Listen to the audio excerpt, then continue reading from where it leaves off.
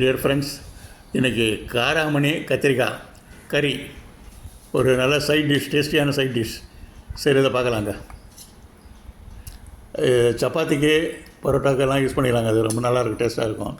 சாதத்துலேயும் போட்டு பசஞ்சு சாப்பிட்லாங்க, நல்லா டேஸ்ட்டாக இருக்குங்க.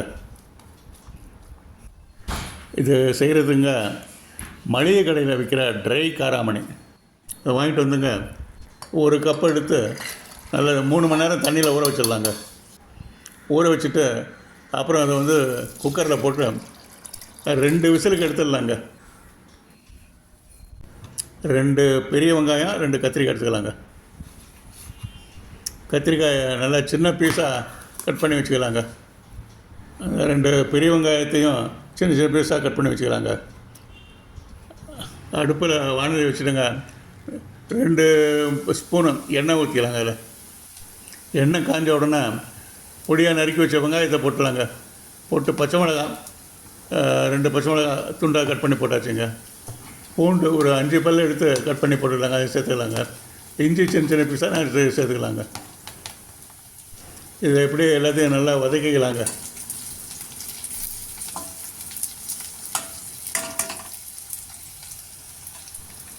நல்லா வதங்கின உடனேங்க கட் பண்ணி வச்ச கத்திரிக்காய் பீஸுகள் அதையும் போட்டுடலாங்க. அதையும் நல்லா வதக்கலாங்க.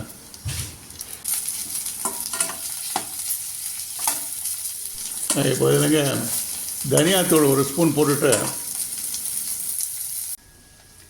கரம் மசாலா பொடி 1.5 ஸ்பூனு போட்டுக்கலாங்க.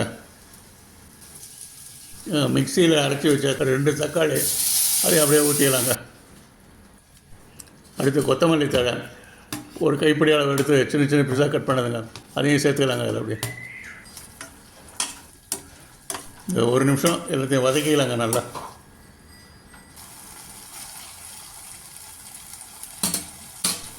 இப்போ குக்கரில் வெந்த காராமணி அதையும் அதில் சேர்த்துக்கலாங்க. அப்படியே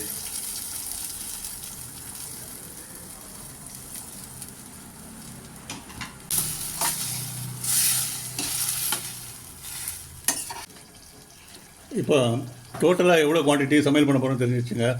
ஸோ அதனால் எல்லாம் போட்டாச்சு, போட வேண்டியதெல்லாம் போட்டாச்சு. நெக்ஸ்ட்டு உப்பு ஆட் பண்ணிடலாம். இந்த குவான்டிட்டிக்கு தகுந்த மாதிரி உப்பு ஆட் பண்ணிடலாம்.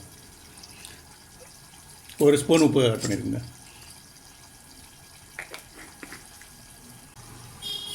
ஒரு அரை டம்ளர் தண்ணி ஊற்றிடுங்க. மிளகா பொடி 1.5 ஸ்பூன் போட்டுக்கலாங்க. நல்லா கலந்து விட்டுங்க.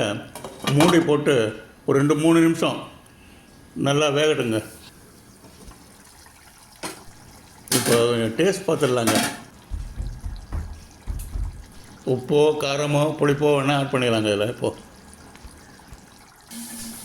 கொஞ்சம் நேரம் கொதிக்க விடலாங்க. நல்லா திருப்பியும் மூடி போட்டுங்க, நல்லா கொதிக்க வைக்கலாங்க. ஒரு 2 நிமிஷம் கொதிக்க வச்சுருக்கலாம்.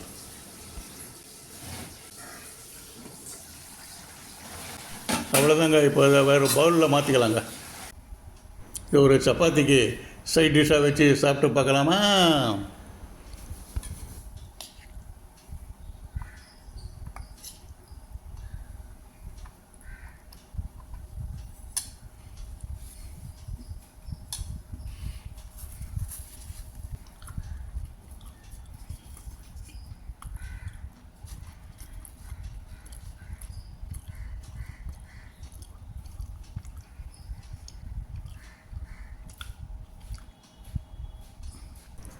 அடுத்து சாதத்தில் போட்டு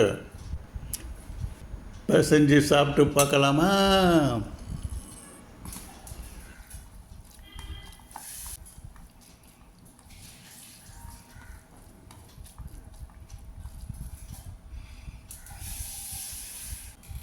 நீங்களும் இதை சமையல் செய்து சாப்பிட்டு பாருங்கள்.